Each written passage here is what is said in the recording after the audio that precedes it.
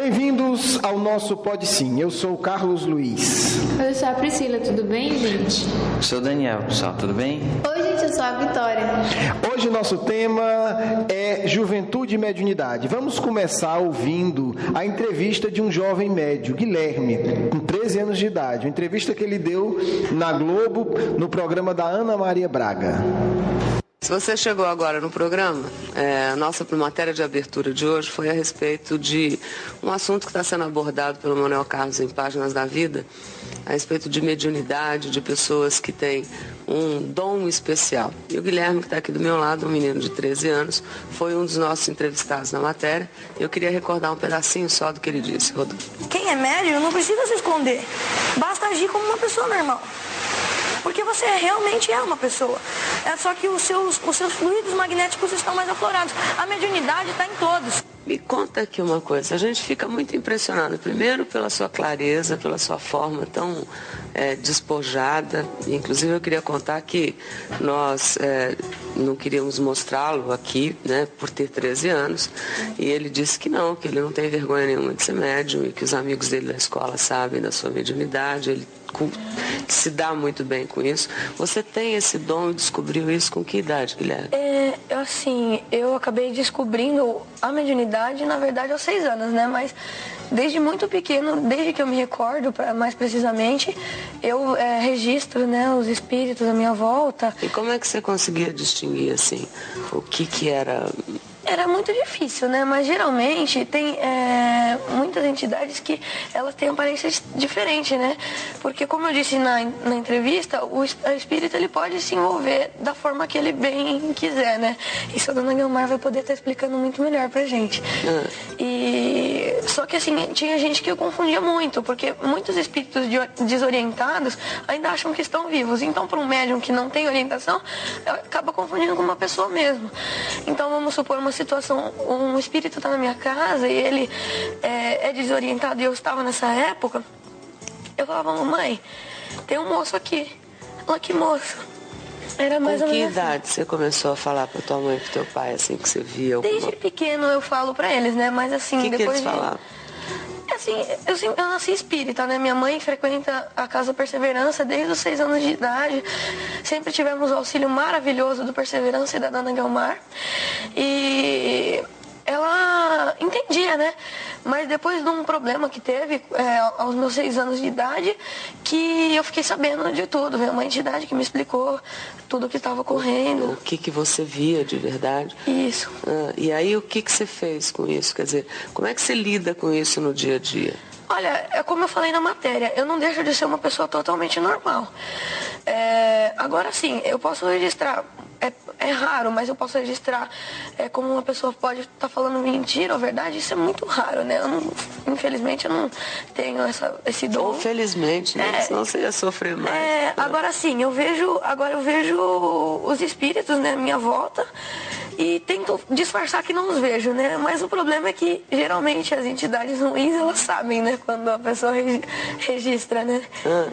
E você tenta ajudar as pessoas, enfim, você escuta. Olha, eu mais fui ajudada do que ajudei, né? Porque durante todo esse período, a dona Guilmar acompanhou toda a minha mediunidade. Você vai lá no centro da dona Guilmar, no Centro Perseverança, para receber uma orientação, para saber o que fazer. E aí, gente, a primeira questão que surge, é possível um jovem ser médium? O que é que vocês acham? É possível? Essa aí, será que é verdade? Existe essa possibilidade? Bom, como a dona Guilmar mesmo vai falar, né? Mediunidade não escolhe idade, não escolhe profissão, não escolhe. Ela chega, não pergunta o que você é, né? Vocês já conheceram alguma história de outros médiuns como ele? Já. Já? A minha mãe. A sua mãe foi médium também? Ainda é. Desde pequenininha ela via... A minha avó, na verdade, ela participava da Umbanda. Sim. Então fazia todas aquelas oferendas, aquelas coisas. A minha mãe via todo tipo de entidade, de movimentação dos espíritos. Exato, ela não conseguia, várias vezes ela não conseguia dormir porque ela não tinha essa orientação.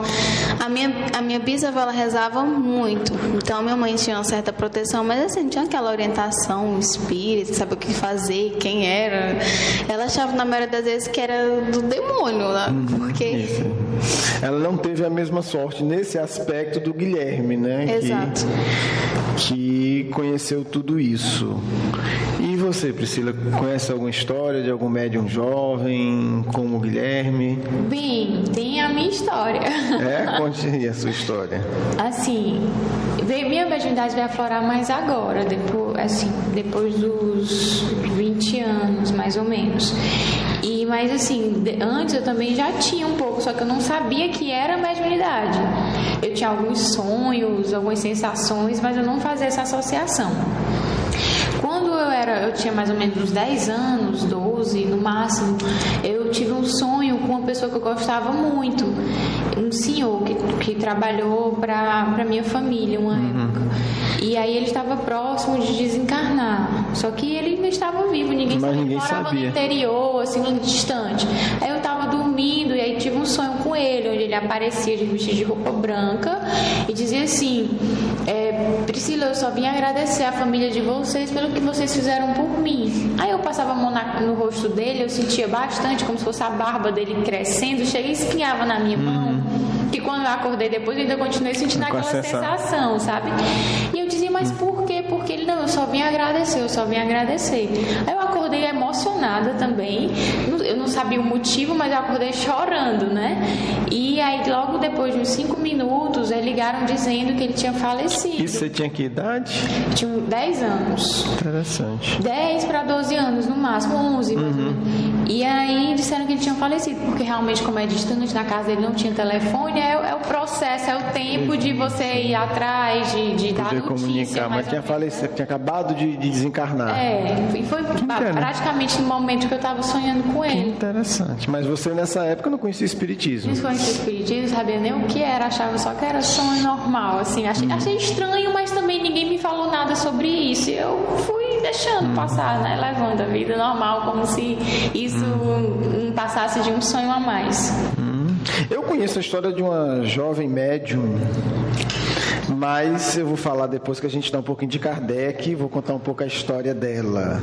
Mas antes disso, que começou com a mediunidade com 13 anos, até onde eu saiba, depois ela vai esclarecer pra gente, mas participando das nossas reuniões mediúnicas, como médium ostensivo, de psicofonia e psicografia, já tinha 13 anos, então não era tão nova, né? Na idade do Guilherme. Mas antes disso, antes da gente falar dessa história, que eu já vou contar para vocês, vamos falar um pouquinho de Kardec. Como é que Kardec tratava isso? Quer dizer, como é que o codificador analisava a mediunidade nos jovens? E aí eu vou pegar apenas um trecho da Revista Espírita onde está bem claro, né? A gente já pode adiantar que Kardec trabalhava com jovens médiuns. Ele não só aprovava, como ele trabalhava com vários jovens médiuns. Basta dizer que as principais médiuns que colaboraram com o Livro dos Espíritos, o principal livro, né, da doutrina espírita, eram bastante jovens. Eram 2 irmãs, a Caroline e a Jolie Baudin, e a irmã Dufour. A irmã Dufour, por exemplo, começou a psicografar com 13 anos de idade. E, curiosamente, ela começou a psicografar antes de conhecer o espiritismo. Porque não existia espiritismo na França. Ela foi uma das fundadoras do primeiro centro espírita do mundo. Que foi a sociedade, do primeiro centro espírita do mundo, a Sociedade Parisiense de Estudos Espíritas. E ela conhece Kardec no dia do lançamento do Livro dos Espíritos. Só que ela já psicografava, já tinha mediunidade. Então, é interessante isso, tanto o seu caso, Priscila, quanto o da irmã Dufour, prova que a mediunidade não é fruto do espiritismo. Não só tem quem é espírita. Não só tem quem é espírita, você não era espírita e teve, né, esse fenômeno. Ela não era espírita e já psicografava, recebia mensagem de psicofonia, e nem existia espiritismo no mundo. Então ninguém pode dizer que foi o espiritismo que induziu, né, ela veio sentir espíritos. O espiritismo, ele vem explicar. E aí, né, como o Daniel colocou muito bem, a pessoa vai ter mediunidade independente dela conhecer espiritismo ou não, independente da idade, independente da crença, da opinião. É uma faculdade humana. Com o espiritismo, a pessoa vai saber lidar com isso. Mas o caso que eu quero ler também é bem específico e eu achei bem interessante, que é de um jovem, infelizmente não tem a idade dele registrada, né? Um jovem que numa cidade próxima a Paris começou a realizar várias curas mediúnicas. Esse artigo está na revista Espírita de 1866, de outubro. Kardec conhecia esse jovem, Kardec coloca no artigo, só que Kardec comenta que quando ele encontrou com esse jovem, a mediunidade de cura dele era muito limitada. Depois de um certo tempo é que ela realmente tomou proporções imensas. E como todos os jornais começaram a falar dele, porque ele realmente assim, curava paralíticos, curava praticamente instantaneamente uma série de doenças, Kardec pede para um amigo dele de confiança, espírita também, investigar, para saber realmente o que estava acontecendo, para ele poder escrever esse artigo na Revista Espírita. É um artigo longo, interessantíssimo. Eu não vou ler, assim, ele só vai contar o começo. Esse jovem estava numa praça, e aí ele vê passando os pais de uma criança deficiente, e aí ele simplesmente começa a conversar com os pais, pega a criança e diz: minha filha, você já pode andar. E a criança sai andando. Isso, numa cidade relativamente pequena, chama muita atenção, né? Conta que o pai da criança esgotou lá o que tinha de suco e de sorvete para ele e para os amigos, de gratidão. Foi uma ótima festa, né? Foi um ótimo começo, né, de cura mediúnica. E então essas curas não pararam e a fama foi aumentando, porque ele curava vários tipos de doença. E aí Kardec pede para esse amigo, e esse amigo faz um relatório detalhadíssimo de dezenas de curas, né? Agricultores da época que já estavam décadas sem poder trabalhar no campo porque estavam com o braço atrofiado, pessoas que não conseguiam se locomover, enfim, uma série de doenças. Eu realmente sugiro que você leia. Eu vou ler apenas alguns trechos, né? Ele primeiro curava num pequeno hotel que tinha na cidade, aí não cabia mais gente, teve que mudar para o maior hotel da cidade, na cidade pequena, para poder tentar atender a multidão de pessoas, né? Isso foi se espalhando e cada vez mais tinha mais gente para ele curar. Então esse amigo de Kardec vai fazer um relatório minucioso. Eu vou ler só um trecho para que a gente tenha uma noção como era a prática de cura desse jovem chamado Jacó. Aí ele conta toda a história, que mudou de hotel e etc, etc, etc. E Kardec vai destacar, né, duas coisas. Vai descrever um pouco as curas e vai destacar o caráter dele. Ele não cobrava e não aceitava nenhum tipo de gratificação. Muito lindo isso, né? Não aceitava. E dizia que ele até um pouco ríspido quando as pessoas queriam agradecer demais. Ele dizia: agradeça a Deus, eu não fiz nada. E como que encerrava o assunto para não dar espaço para adoração vazia e besta. Porque isso podia aumentar a vaidade dele, não é isso? Aumenta a vaidade. Às vezes a pessoa elogia com gratidão, outras elogiam já, né, para puxar o saco, como se diz, para querer vantagens. E é interessante que ele curava, a pessoa vinha, ele dizia a doença da pessoa e dizia se ia curar ou não. Diretamente: olha, no seu caso eu não posso ajudar. Não, você pode ir embora que está curado. Era de uma maneira bem prática, né? Bem prática. Kardec faz vários elogios para ele, para esse jovem. O amigo de Kardec disse que confia no amigo tanto quanto ele. Então ele diz: olha, o relato desse meu amigo é uma pessoa tão séria que eu confio tanto quanto se eu estivesse lá vendo, porque é uma pessoa de confiança. Eu nem vou precisar ir lá, porque o relato dele para mim é suficiente. É uma pessoa extremamente honrada. E responsável, né? Você percebe, né, que ele é bem empenhado no trabalho, né? Exatamente. E aí Kardec vai pegar esse relato desse amigo sobre esse médium, né, que tem essa conduta. Aí eu vou ler só um trecho para a gente ver como é que funcionava na prática, né? Ele reunia a multidão lá, ele mudou de hotel, né, porque não cabia mais. E aí ele dizia que os que moravam nas regiões mais afastadas são geralmente convidados a entrar primeiro, porque ele tinha uma sala onde ele colocava as pessoas para poder realizar o trabalho dele de cura. Certas pessoas, aí ele reunia as pessoas, e quando as pessoas queriam começar a conversar, ele dizia silêncio. E ele era austero, porque a gente acha que, principalmente mediunidade de cura, tem que ter coragem, né? Fala mansa, aquela coisinha falsa. Olha o jeito, olha a descrição das palavras do médium, do jovem médium. Ele dizia silêncio. Quando ele reunia o pessoal na sala, ele começava o burburinho, né? De silêncio. Os que falarem, os ponho na rua. Ao cabo de 10 a 15 minutos de silêncio, depois do André fica todo mundo calado, ao cabo de 10 a 15 minutos de silêncio e de imobilidade geral. Nossa Senhora! Podia nem se mexer. Ele se dirige a alguns doentes, raramente os interroga, mas lhe diz o que sofrem. Sem perguntar? Sem perguntar, grande maioria sem perguntar. Depois, caminhando ao longo da mesa, em torno da qual estão sentados os doentes, né? Os doentes sentados, ele vai caminhando ao redor deles. Fala a todos, mas sem ordem. Toca-os, mas sem gesto que lembre dos magnetizadores. Depois, despede todos, dizendo a uns, estáis curado, vai embora. A outros, curarei sem nada fazer, apenas tendes fraqueza, não está doente, só se cuide que você não tem o que fazer. E mais raramente ele dizia, nada posso fazer por você. Acabou a sessão de cura. Querem agradecer, e ele responde muito militarmente. Imagina o que é isso, né? Nada há que agradecer, vão embora. E às vezes ele diz, é a providência que deveis dirigir os vossos agradecimentos. Ponto final, acabou a sessão de cura e o povo, a grande maioria, saía curado. Um jovem fazendo isso. Ele vai relatar, esse amigo de Kardec escreve na Revista Espírita, os detalhes que não vai dar para a gente ler aqui, né? Falando realmente que era isso que acontecia, ele acompanhou, ele indagou outras testemunhas, ele pegou dezenas de relatos, que ele mandou um relatório minucioso para Kardec.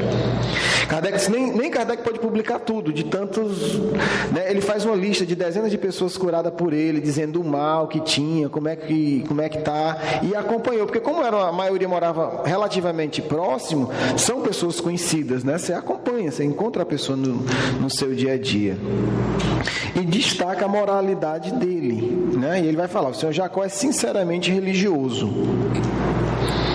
E aí Kardec vai relatar tudo isso e no final Kardec faz uma observação muito inteligente para todos os médiuns. Porque o próprio esse jovem Jacó dizia que ele não poderia se envaidecer da sua faculdade mediúnica, porque qualquer hora ele podia perder. Ele tinha essa clareza, disse, eu não posso me envaidecer disso porque não é meu. Pode ser que amanhã eu acorde e não cure mais ninguém. Verdade. Né? Então é essa lucidez. E aí Kardec vai colocar o seguinte... resumindo, né, na opinião de Kardec, somos felizes por ver, né, o senhor Jacó partilhar dessas ideias, essas que eu tentei resumir. Por conseguinte, não é a ele que se dirige essas reflexões, o que ele vai dizer. Não temos dúvidas de que ele será igualmente da nossa opinião quando dissemos que o que constitui o mérito real em um médium, o que se pode e deve louvar com razão, é o emprego que faz da sua faculdade. Né? É como ele está usando a mediunidade, não pelo fato de ter mediunidade, porque não é ele. É o zelo, o devotamento, o desinteresse com os quais se põe a serviço daqueles a quem ele pode ser útil. É ainda a modéstia, a simplicidade, a abnegação, a benevolência que transpiram em suas palavras. E que todas as suas ações justificam, porque essas qualidades lhe pertencem como coisa particular. Quer dizer, as virtudes são do espírito, né? do médium. Mas a capacidade de curar não, ele pode perder a qualquer hora. Então, o que a gente tem que buscar no médium, segundo as palavras de Kardec, é isso, quer dizer, é a postura dele. Assim, continua Kardec, não é o médium que deve se pôr num pedestal, como a gente faz hoje no movimento espírita, adorando mediunidade. Para Kardec está errado. Do qual amanhã ele poderá descer. Mas o homem de bem, quer dizer, você tem que reconhecer as qualidades do espírito, né? A devoção, o desinteresse, a abnegação, e não o tipo de mediunidade simplesmente, que sabe tornar-se útil sem ostentação e sem proveito para a sua vaidade. Aí ele conclui: o desenvolvimento da faculdade da mediunidade curadora forçosamente terá consequências de alta gravidade, que serão objeto de um exame especial e aprofundado em próximo artigo. E o bonito que eu acho é que Kardec ainda fala da bondade dele, apesar dele falar de uma maneira austera. E aí a gente percebe que Kardec é mais inteligente do que normalmente a gente é. Porque bondade, benevolência, não é a voz. Mansidão. Né? Aquela voz mansa, né? Ah, meus irmãozinhos, estamos aqui, que bom, o amor. E às vezes não tem amor nenhum, né? É falso. E você vê como é que ele agia, quer dizer, o poder de cura desse jovem. Reunia as pessoas, pedia 15 minutos, 10, 15 minutos, impunha 15 minutos de silêncio. Exato. Tocava simplesmente e acabou, estão curados. Quer dizer, não tinha cerimônia, não tinha pregação melosa, quer dizer, porque o amor dele ajudava no processo, mas era um amor sincero, não era uma pregação de fazer de conta, de falar bonito. Então eu acho que é um outro exemplo também de jovem médium, com uma faculdade bem mais delicada, não apenas de ver os espíritos, mas de lidar com a dor humana de uma forma bonita, corajosa e, né, curou multidões, né, e que mereceu tantos elogios do próprio codificador. É mais um exemplo de médium que a gente pode ter conosco. Mas agora eu queria que a gente falasse um pouco mais da gente. A Priscila já falou.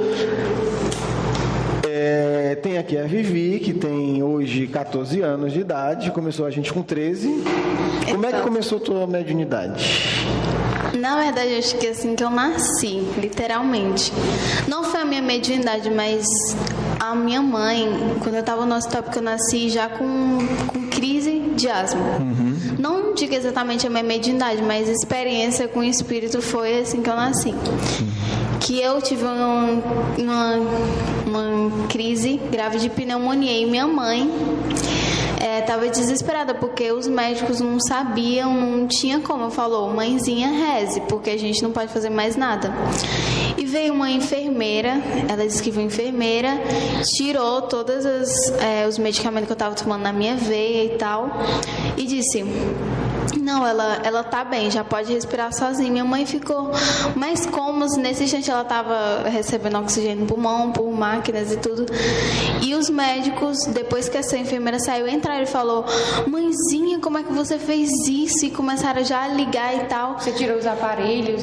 Eles acharam que a tua mãe tinha tirado os aparelhos. Exato, e tua mãe viu uma enfermeira tirando. Exato. Ele falou: não, mas foi uma enfermeira desse tal e tal, com cabelo preto, isso e aquilo, o nome dela era esse. E os médicos olharam assim pra minha mãe: mas não tem nenhuma enfermeira com esse nome aqui nesse hospital. Ou seja, foi uma experiência, mas não digo que foi a mediunidade. Mas, foi assim, a mediunidade de alguém, né? Alguém ajudou ela a se materializar. Exato. Ali, se apresentar. Exato. Mas assim, mesmo com as experiências que eu tenho com os espíritos, minha bisavó me contou que eu tinha cerca de 5 anos. A gente estava andando simplesmente assim na rua e eu falava: vovó, olha, um anjo. A minha avó olhava assim: onde? Ali. Ela, mas assim, eu apontava para o céu e não tinha nada ali, mas talvez tinha um espírito levitando, alguma coisa assim. E eu desde pequena, eu sempre fui assim, muito isolada, mas eu me sentia tão bem, então, como se eu tivesse realmente alguém do meu lado, cuidando de mim. E E eu sempre gostei muito, muito de escrever. Tipo assim, na escola, pediam pra eu escrever uma produção textual, né? As crianças escreviam 5 linhas, achava que era muito e chorava pra professora aceitar o dever, e a professora aceitava. Eu escrevia 5 páginas e só porque tinha acabado a aula, senão eu passava a aula escrevendo. E certas vezes eu ouvia até o que eu não queria ouvir, né? Claro. E depois eu fui e eu dava conselhos para as pessoas que assim eu não sabia de onde é que tinha vindo, como é que tinha surgido. Eu ficava só falando assim, nossa, como eu sou inteligente. Até um dia descobri que não era exatamente seu, né, Vivi? Hoje você diz, nossa, como eles são inteligentes. Exato, eu achava, nossa, como eu sou sábio, de onde é que vem tudo isso, né? Mas a verdade é que porque assim, eu observava muito as coisas, eu acho que enquanto eu estava observando, eles aproveitavam para me mostrar o que, olha como as pessoas são ruins nesse aspecto, como isso e aquilo, como o mundo é. E assim, eu pensava que era eu mesma observando, eu observava coisas assim extraordinárias, tipo assim, tirava conclusões extraordinárias, realmente muito sábias. E eu falando assim, nossa, como eu sou sábio, como eu sou inteligente, meu Deus! Eu devo ser um Jesus da vida, eu escrevo muito bem. Minha mãe toda vez olhava pra mim, Vitória, foi tu que escreveu? Eu falei, foi, com orgulho, assim. Até eu chegar no grupo Marcos e falar, não, tudo isso aí, não foi você, não. Você até ajudou um pouquinho, né? Assim, de leve, mas nem de longe. Aí eu comecei até a psicofonia, que é a famosa incorporação, né? Mas foi algo bem natural. Eu não sei como é que eu consegui, do nada, vai lá e tchum. Assim, claro, não é mágica, mas eu acho que me falaram é que desde outras encarnações eu já venho muito trabalhando com a mediunidade. E também comecei a psicografar, que, assim, eu fiquei tão, de certa forma, até decepcionada. Chico Xavier, vamos psicografar, que até dá uma dor. Não. Foi como eu em casa escrevia, foi daquele jeito. Eu fiquei olhando assim, será que eu psicografei mesmo? Porque isso é tão normal pra mim. Eu fiquei olhando assim, era como eu escrevia em casa. Qualquer texto que eu pegasse e escrevesse, foi a mesma coisa que no Centro Espírita, com a ajuda, com aquela parte de oração, aquela coisa toda. Foi exatamente a mesma coisa. Então, não tinha muito segredo. Não teve, né? Mas é maravilhoso. Que bom. Daniel, alguma lembrança de mediunidade? Eu vou contar a minha para dar uns minutinhos para você. O que foi interessante para mim em relação à mediunidade é que quando eu cheguei no Centro Espírita, tinha acho que 21, 22 anos, aí eu descobri que existia mediunidade, descobri que existia espiritismo, né? Depois de um processo de alguns meses e tal. E eu me senti profundamente frustrado, porque eu não via nenhuma mediunidade em mim. Nossa! E eu ficava, digo, meu Deus, não é querendo reclamar, mas, poxa, nadinha de nada, eu acho tão legal. Assim, não dava pra... E o curioso é que eu encontrava com médiuns ostensivos que não queriam ser médiuns. Que negavam, que diziam, eu não quero ver espírito, eu não quero sentir nada. E eu digo, será que dá pra trocar, né? Eu quero ver, eu quero sentir. Experimentar, né? Eu quero saber como é. Eu achava fascinante, não sentia nada. Com o tempo, com o estudo, com a frequência, aconteceram 2 coisas interessantes. Primeiro, eu comecei a reconhecer que várias coisas do que eu tinha vivido até ali tinha influência espiritual, eram fenômenos mediúnicos. Como eu não conhecia, não observava. Muitas vezes a aproximação do espírito, eu ficava com a mão gelada, ficava com a sensação diferente. Só que como eu não tinha nenhuma referência do que seria a influência espiritual, aquilo era... Vai ver medo, né? Era tipicamente um comportamento de medo, só que assim, não tinha porquê. Eu lembro, ou indo pro colégio, ou em casa, e aí a mão ficava gelada, suando, e então você não entende, então você continua a vida. E eu comecei a perceber isso, que uma série de coisas que eu tinha vivido e sentido estava diretamente ligado a experiências mediúnicas. Foi um primeiro aspecto. E depois, passo a passo, eu comecei a perceber as minhas sensibilidades mediúnicas. E aí comecei a me dar conta que eu era médium sensitivo, né, que eu conseguia sentir as energias do ambiente. Kardec fala que é a mediunidade mais comum, que todos os médiuns têm isso em algum grau, e a psicofonia e a psicografia, né? E aí, mas foi ao longo do tempo. O que mais me chocou foi depois de achar que eu não tinha nenhuma mediunidade, começar a descobrir que eu já tinha. E não percebi. A impressão que eu tenho é que isso acontece com muita gente. E às vezes eu converso com uma pessoa, ela diz, não, mas eu nunca tive nenhum fenômeno mediúnico. E eu começo a conversar e a gente começa a descobrir. Eu digo, isso aí é fenômeno mediúnico. É isso, eu não sabia. Eu disse, fico sabendo que... Que a gente pensa normalmente que ter mediunidade é escutar, é ver. A pessoa não pensa que mediunidade pode ser essa troca de pensamento. Pode ser uma intuição.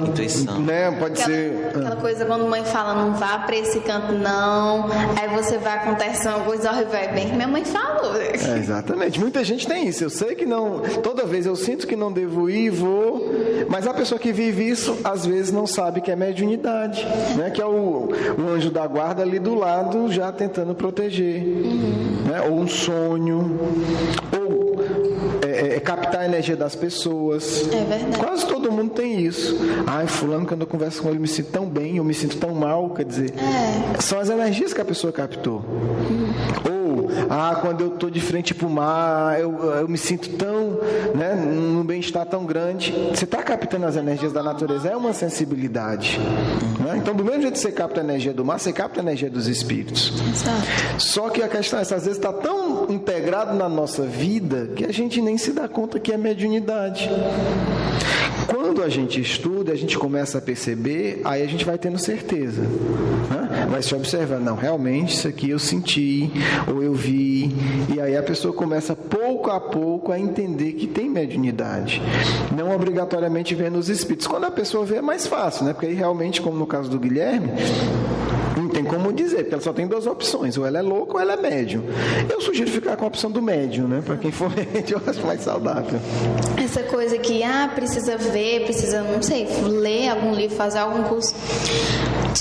Eu tive uma experiência que eu achei uma das mais bonitas, assim, tive muitas lindas mesmo, mas não foi tão simples que eu acredito até hoje. Eu li um livro da Ana Maria Braga, que era A Espera dos Filhos da Luz. E lá a menina, ela é uma história muito bonita, eu recomendo. E eu sei que ela falava muito sobre energia da natureza, isso e aquilo. E teve uma coisa que o passe, mas eu não chamava isso de passe. Eu simplesmente vi o que ela fazia, né? Ela uma pessoa doente, ela fechava os olhos, fazia uma oração e imaginava as energias saindo da mão dela. Aí eu falei assim, eu chamei meu tio, ele é o quê? 1 ano mais velho que eu, mas é meu tio, né? Ele não conhece, assim, ele morre de medo de espírito, de ver, ele assiste muito filme de terror, né? Pensa muito besteira. Aí, o nome dele é Felipe, Felipe, senta aqui. Aí ele tava sentado e eu nas costas dele, encostei a mão, né? Pensei bem forte, pensei nas energias.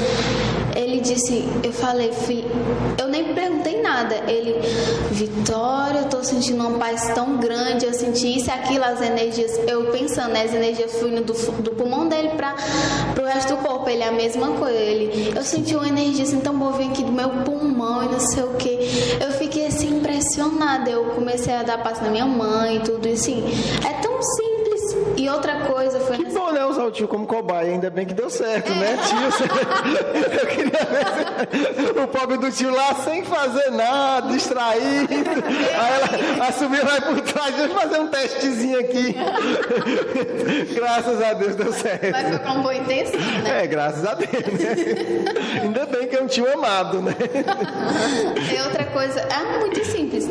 Nesse livro ela tentava ter muito... Ela tinha muito contato com a natureza, ela sentia muitas energias energias da natureza.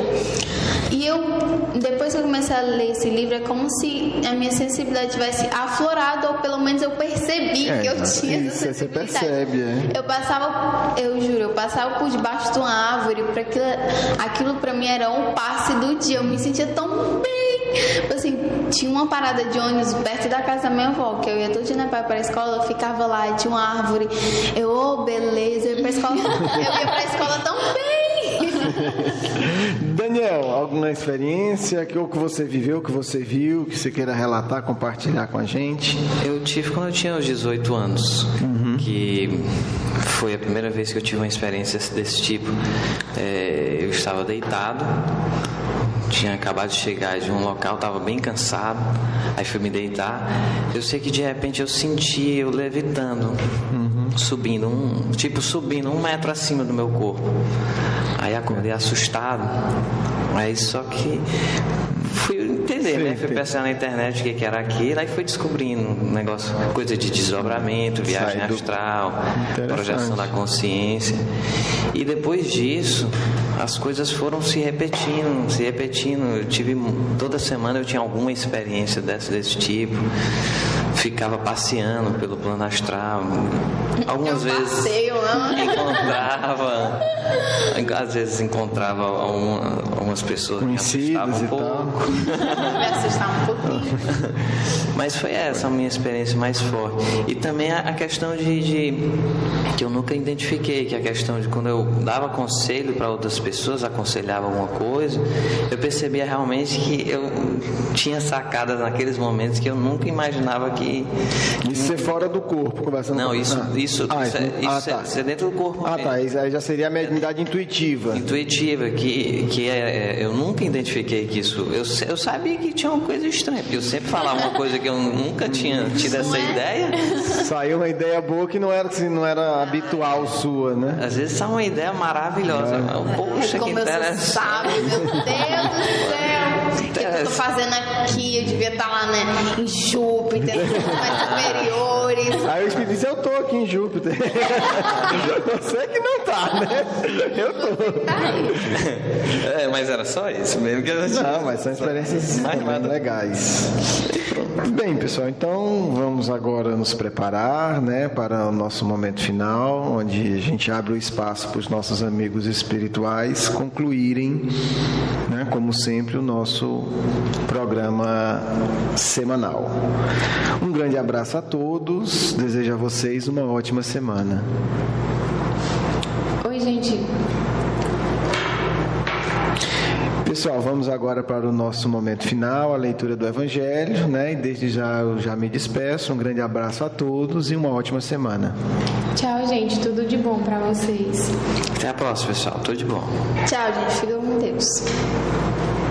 Vamos abrir o nosso Evangelho agora ao acaso. Vitória vai ler para a gente, depois a Priscila, né, faz a nossa prece para a conclusão. O homem no mundo. Um sentimento de piedade deve sempre animar o coração dos que se reúnem sobre as vistas do Senhor e imploram a assistência dos bons espíritos. Purificai, pois, os vossos corações, não consintais que neles demore qualquer pensamento mudano ou fútil. Elevai o vosso espírito àqueles por quem chamais, a fim de que, encontrando em vós as necessárias disposições, possam lançar em profusão a semente que é preciso germine em vossas almas e dê frutos de caridade e justiça. Não julgueis, todavia, que, exortando-vos incessantemente a prece e a evocação mental, pretendamos vivais uma vida mística que vos conserve fora das leis da sociedade onde estáis condenados a viver. Não, vivei com os homens da vossa época, como devem viver os homens. Sacrificai as necessidades, mesmo as frivolidades do dia, mas sacrificai com um sentimento de pureza que as possa santificar. Sois chamados a estar em contato com espíritos de naturezas diferentes, de caráteres opostos. Não choqueis a nenhum daqueles com quem estiverdes. Sede joviais, sede ditosos, mas seja a vossa jovialidade a que provém de uma consciência limpa. Seja a vossa ventura a do herdeiro do céu que conta os dias que faltam para entrar na posse da sua herança. Não consiste a virtude em assumir de severo e lúgubre aspecto, em repelides os prazeres que as vossas condições humanas vos permitem. Basta reporteis todos os atos da vossa vida ao Criador que vos deu. Basta que, quando começardes ou acabardes uma obra, eleveis o pensamento a esse Criador e lhe peçais um arroubo d'alma, ou a sua proteção para que obtenhais êxito, ou a sua bênção para ela se a concluístes. Em tudo o que fizerdes, remontai à fonte de todas as coisas, para que nenhuma de vossas ações deixe de ser purificada e santificada pela lembrança de Deus. A perfeição está toda, como disse o Cristo, na prática da caridade absoluta, mas os deveres da caridade alcançam todas as posições sociais, desde o menor até o maior. Nenhuma caridade teria a praticar o homem que viesse isolado. Unicamente no contato com os seus semelhantes, nas lutas mais árduas, é que ele encontra ensejo de praticá-la. Aquele, pois, que se isola, priva-se voluntariamente do mais poderoso meio de aperfeiçoar-se, não tendo de pensar senão em si, sua vida é a de um egoísta.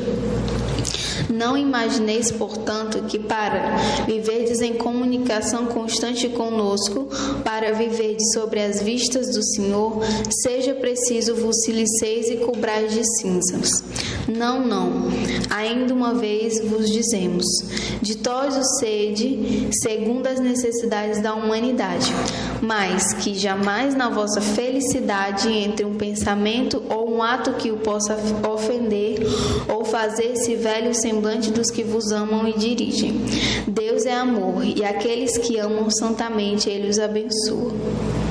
Um Espírito protetor.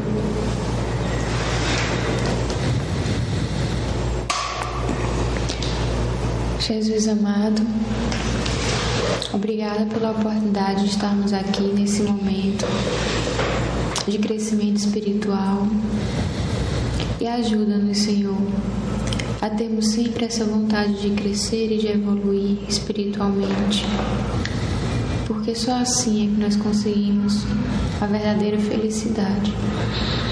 Muito obrigada aos amigos espirituais também, que vêm nos ajudar, por misericórdia e por amor.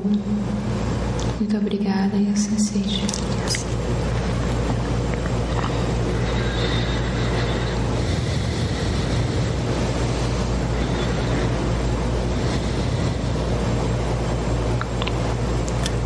Meus jovens filhos, que a paz do Cristo, o nosso exemplo maior e absoluto para a terra sofredora, possa sempre mover os vossos corações no caminho da felicidade verdadeira, que só se encontra ao lado dos sofredores, dos que padecem as dores do corpo e da alma, para que aprendais a utilizar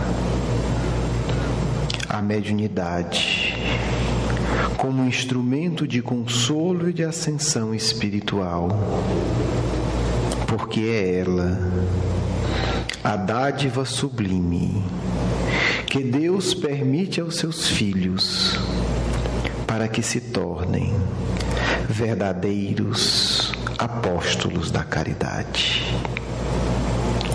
Não esqueçais que foi o próprio Mestre, ante o lago de Genezaré, que convoca com firmeza e amor os seus amados discípulos, então à época adolescentes.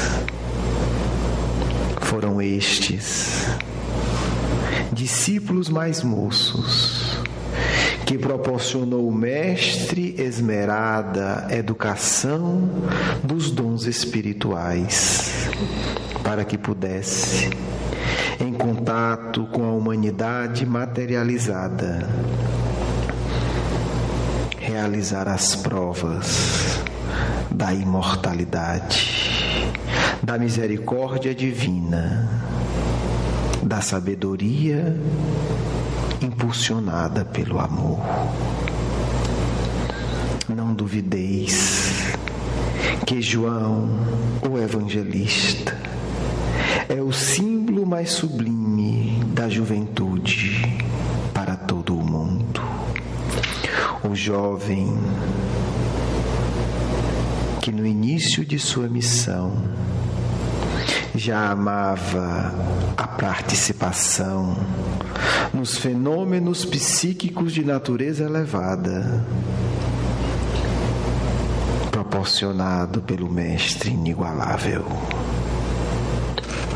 Depois, pelas mãos abençoadas das donzelas francesas, que os espíritos mais nobres da codificação optaram para transmitir as palavras imortais que revelam a lógica, o amor e a profundidade do Evangelho de Jesus, a doutrina espírita.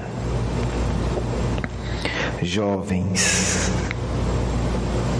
acordai os vossos corações, porque mais uma vez o Cristo vos convoca ao dever em sua seara. Não vos acomodeis pensando que a pouca idade é escusa aceitável para a fuga da responsabilidade mediúnica. Porque se a história do cristianismo está marcada com os mártires que morreram no circo para testemunhar a verdade, igualmente está marcada pelos testemunhos corajosos de jovens médiuns, moços e moças, que preferiram a morte à traição da própria missão no mundo. Joana d'Arc é um dos mais exemplos sublimes que deveis buscar como inspiração. Mas, acima de tudo, não vos esqueçais que vossos guias espirituais desejam encontrar o vosso ambiente psíquico, vosso coração em sintonia com o mais alto, para que possam transmitir suas ondas de paz e que cada um de vocês, com 12, 13 ou 15 anos de idade, possam desde já saber o que significa serviço abnegado. Jovens amigos, não fujais do dever que vos cabe. Não acrediteis nas ilusões de um mundo infeliz que vos convoca para o lazer doentio, enquanto enfermos e mendigos aguardam o vosso amparo. Não aceiteis a ociosidade infeliz que poderá adormecer os bons sentimentos de vossos corações. Amai, amai sempre. Doai vossas energias, vosso tempo e vosso carinho a todos os sofredores que Deus colocar em vosso trajeto nesse mundo. Juventude espírita, juventude que deseja espiritualizar-se, orai com fervor, e vossos guias espirituais se farão sentir em vossas mentes, em vossas visões, em vossos corações, porque é chegada a hora em que todos deverão apresentar o seu testemunho ao Mestre em obras de abnegação e de renúncia em favor dos que mais sofrem. despedimo-nos, tendo a convicção de que encontrareis nos exemplos ilustrativos de Allan Kardec, no estudo das obras básicas do Espiritismo, o caminho verdadeiro que conduz à paz. Somos uma imensa equipe que, em nome do Cristo, busca estruturar uma verdadeira juventude espírita em todo o país. Buscamos a você, filho amado, que não se satisfaz com a vulgaridade superficial deste mundo, que sente a angústia por uma felicidade mais verdadeira, que sente a dor dos que sofrem e que quer servir abnegadamente. A vocês que amam Cristo, será dado o futuro glorioso, porque entre as últimas palavras que o Mestre nos legou ao mundo, devemos lembrar quando nos garantiu que o Consolador ficaria eternamente conosco, que seus discípulos seriam conhecidos por muitos se amarem, e que após a ressurreição, dirigindo-se aos discípulos, num maravilhoso fenômeno de luzes, quando se materializa e diz: não temais. A mediunidade é o consolo do Pai a todas as criaturas. Jovens espíritas, não temais, porque é o amor de Deus que vos convoca a vos tornardes abnegadamente verdadeiros discípulos do Cristo de Deus. O jovem simples da Galileia, o filho do carpinteiro José, Jesus de Nazaré. Muita paz dos vossos amigos que se expressam por mim, desejando que os vossos corações de agora em diante se tornem um só, e em nome de Jesus transformemos o mundo.